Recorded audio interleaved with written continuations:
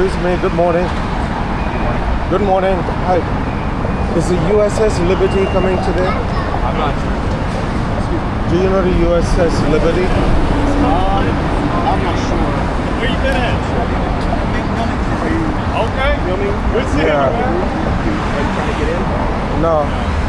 Does anybody know the USS Liberty? No. Nobody knows the USS Liberty? All right, thank Sounds you. like a Limerick. I like it. Yeah, like you're big. We have the error.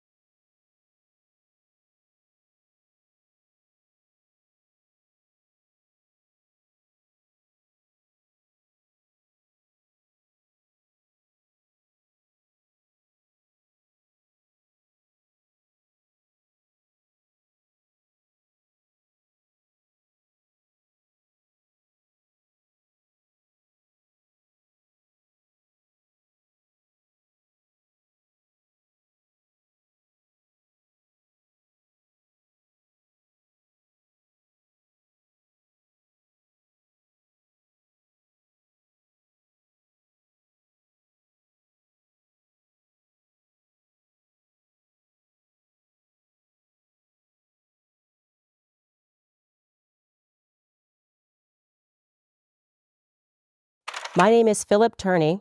I am 77 years old today. On June 8, 1967, I was just 20 years old when the gallant crew of the USS Liberty was savagely attacked. Our American flag was proudly flying on our ship in the Mediterranean Sea that day. The designation AGTR-5 was clearly painted on the bow, port, and starboard sides. USS Liberty was written in English on her stern. When we arrived on June 7th, we were overflown by Israeli reconnaissance aircraft, and the same activity was repeated on the morning of June 8th. We were positively identified as American and friendly by the IDF. We had requested a destroyer escort long before we entered the Mediterranean, but we were denied twice. Our captain assured us that we were clearly marked as American and we therefore had nothing to fear. We were alone, 12.5 miles off the coast of the Sinai Peninsula, always in international waters. The Israeli reconnaissance aircraft were clearly marked with the Star of David. We therefore felt secure, seeing a flying boxcar and other smaller recon propeller aircraft taking good care of us. The attack began at 2 o'clock on a beautiful, bright, sunny day by French-made Mirage and Mistral jets painted black with no markings. We had no clue who was attacking us, but assumed it was an Arab state. During the first pass-by, the jets took out all but one of our transmitting antennas, as well as every watertight door above the waterline. The air attack lasted about 25 minutes, killing and maiming our firefighters and any sailor who moved. Our radio man took one antenna offline, so it wasn't transmitting and wasn't hit. He ran a long wire to it, and the SOS went out to the 6th Fleet. It was even picked up as far away as Vietnam. Rockstar, under attack by an unknown jet aircraft. Help us, help us. Captain Tully, skipper of the USS Saratoga, sent jets to come to our aid. Before the jets hit the horizon, they were recalled by Secretary of Defense Robert McNamara. Captain Engen of the USS America and Tully relaunched more aircraft to aid us. They were also recalled, this time by Lyndon Baines Johnson himself. He said, quote, "I don't care about a few dead sailors. I will not embarrass my ally, Israel. Return to base immediately," end quote. How did he know who was attacking us if we did not? We were set up by our own government to let a foreign government have their way with us. The IDF even dropped napalm on the bridge of our ship. How low they would go, we would soon find out. 3 motor torpedo boats headed our way, and 1 torpedo hit our starboard side. We saw the Star of David on the boats. They were there to sink us. The attack continued for another hour and a half. Attacking jet aircraft destroyed all but 3 of our life rafts, which we had put overboard. We were going to place our most seriously wounded in them so that they would have a chance at life, but the IDF would have none of that. They shot 2 of them out of the water and took one aboard their boats as a trophy of the kill. They continued shooting and killing my mates. They left and we thought that it was over, but it wasn't. IDF helicopters were sent with troops armed and ready to board our ship and finish us off. Then they just left. I guess the gig was up when the mighty IDF could not sink our defenseless ship.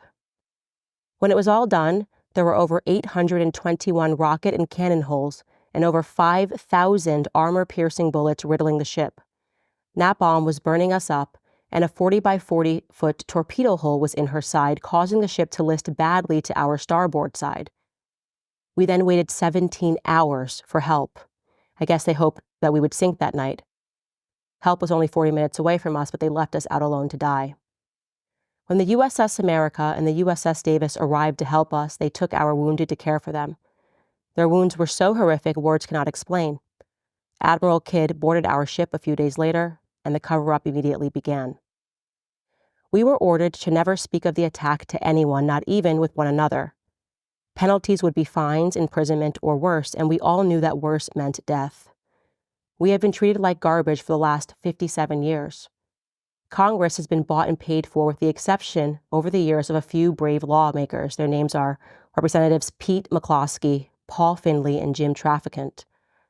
As the courageous Rep. Thomas Massey has noted, all Republican members of Congress except for him have AIPAC handlers. We can assume this is also true of nearly all Democrats. We are the most decorated ship in naval history for a single engagement. I believe God saved us that day to allow us to communicate the truth of this attack to leaders like you. We give all power to Jesus Christ. We are just his servants that horrible day and now. The USS Liberty survivors are the biggest whistleblowers this country has ever seen. We have been smeared as anti-Semitic, Jew haters, and Nazis. Our only sin is that we survived. We didn't kill anyone. Israel did all the murdering that day, and the U.S. government did all the covering up. I'm asking you to help us save America by telling others the facts about the slaughter of my mates. We are begging you to support us. Respectfully, Phil Turney, the president of the USS Liberty Veterans Association. Great honor to have you here today.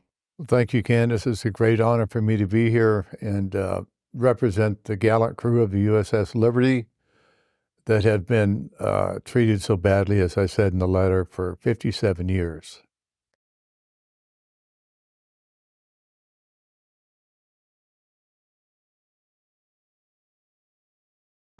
Does anybody know the USS Liberty? No. Nobody knows the USS Liberty? All right, thank Sounds you. like a Liberty. All right.